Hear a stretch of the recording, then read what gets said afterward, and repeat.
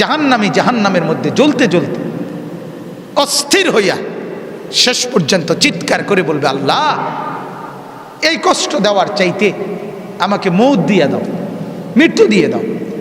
আল্লাহ বলবে, লা ইউখদা আলাইহিম ফায়ামুতু, না রে বান্দা, এখানে মৃত্যুর কোনো ফয়সালা নাই, এখানে মৃত্যুর কোনো সিদ্ধান্ত নাই, তোমাকে এভাবেই জাহান্নামের আযাব ভোগ করতে হবে। কোরআনে আছে এরপরে জাহান্নামী বলবে, আল্লাহ তাইলে জাহান্নামের আযাবটা একটু হালকা করে দাও, 24 ঘন্টার মধ্যে 1 ঘন্টা বিরতি দাও, মাসে কমপক্ষে 1 দিন সুযোগ দাও, মালিক আমি আর পারছি না মালিক।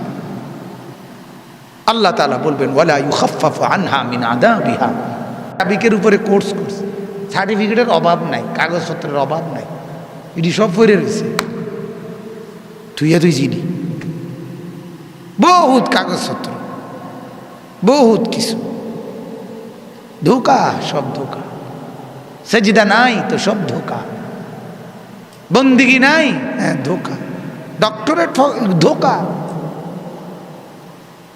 অনেক কিছু ডিগ্রি ধোকা, এগুলো ধোকা। সেজদাই দামি, গোলামি দামি, বন্দিগি দামি, আল্লাহ তাআলার ইবাদতেই দামি। ভাইয়া এটা বুঝতে শিখো। এজন্য দুনিয়ার পদ পদবি দিয়ে কোনো লাভ নাই, কোনো লাভ নাই বাজান। 1000 ডিগ্রিধারী যে কয়দিন হায়াত পায়, কোনো ডিগ্রি ছাড়া মূর্খ এত বেশি হায়াত পায় এমনও লোক আছে। অনেক উচ্চ ডিগ্রিধারী যে কয় প্লেট ভাত খায়, মূর্খ মানুষে এত বেশি ভাত খাইতে পারে এরকম বেড়ে আছে।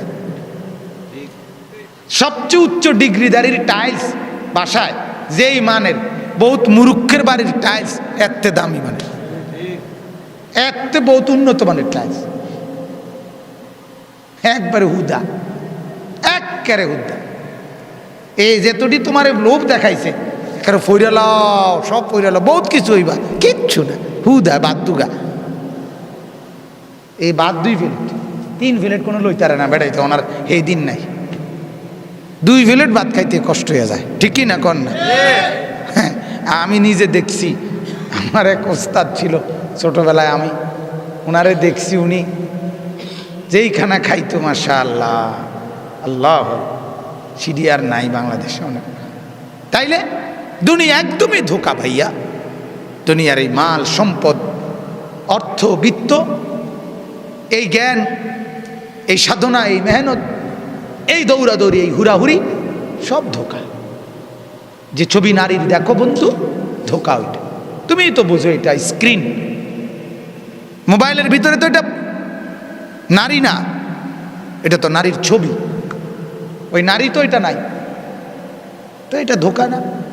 দ্বিতীয়ত এরা তো চরিত্রহীন, এরা নির্লজ্জ, এদের ডাক্তারি পরীক্ষা করলে হাজারো রোগ জীবাণু পাওয়া যাবে এদের ভিতরে, পতিতা তো জীবাণুওয়ালাই হয়।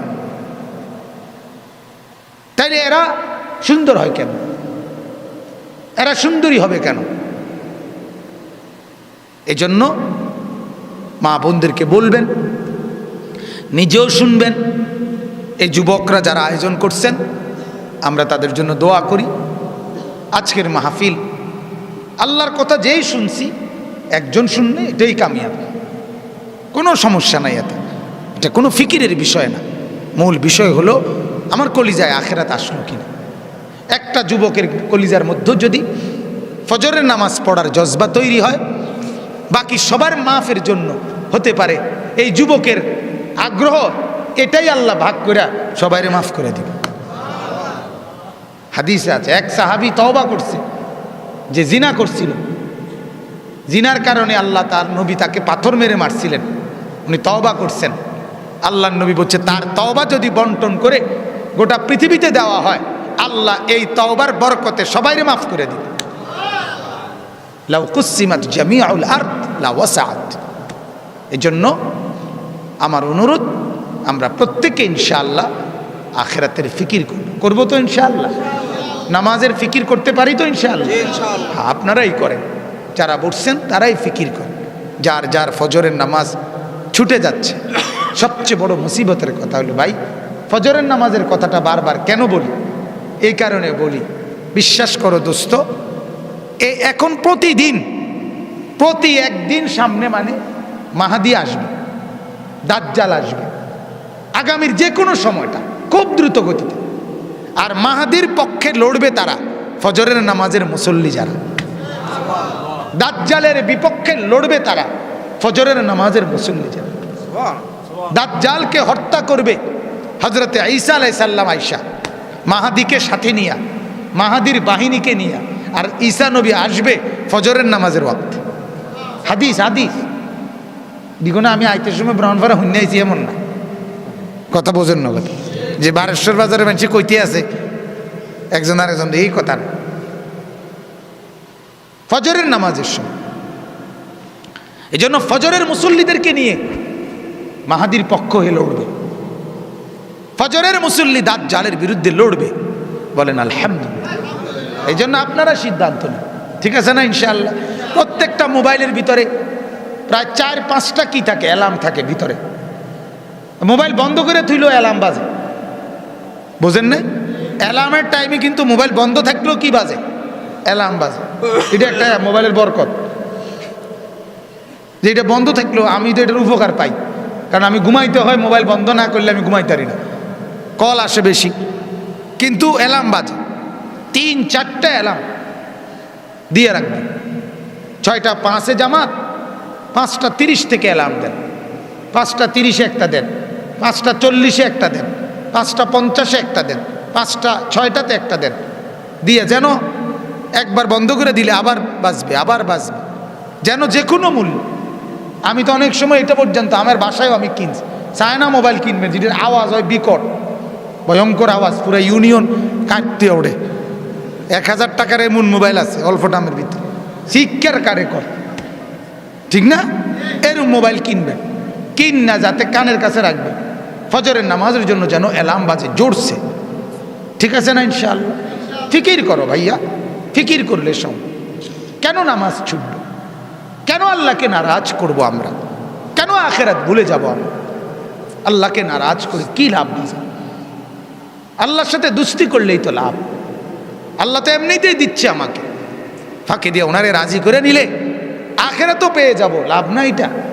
তো এই জন্য ইনশাআল্লাহ দুনিয়া তো আলহামদুলিল্লাহ আমরা যারা 5 ওয়াক্ত নামাজ পড়ি, আমাদের দুনিয়া তো আটকায় নাই, আটকাইছে দুনিয়া। তো তোমার আমার বেনামাজি দুনিয়া কিতা বেশি ভোগ করছে? আমার এটা বলেন না আপনারা, কে বেশি ভোগ? ওলামায়ে কেরামকে আল্লাহ তাআলা দুনিয়ায় যে দূর খাওয়াইছে, কোন ফাসেক ফুজ্জার পাপী তার 1000 ভাগের 1 ভাগও ভোগ করতে পারে না। এ শুধু কল্পনা, আমি নেতা, আমার ব্যাংকে টাকা, আমার অনেক মানুষ আমার একারে এই কিতা কিতা মনে করে, হুদ্দা দোকা দেই রে বেটা, তুই বেটা বহুত শুনছি আমি। সুদের টাকার বিল্ডিং, দামি টাইলস, মানুষ আইতে আইতে যাইতে সিন জানি তান সিটার ইটিয়া,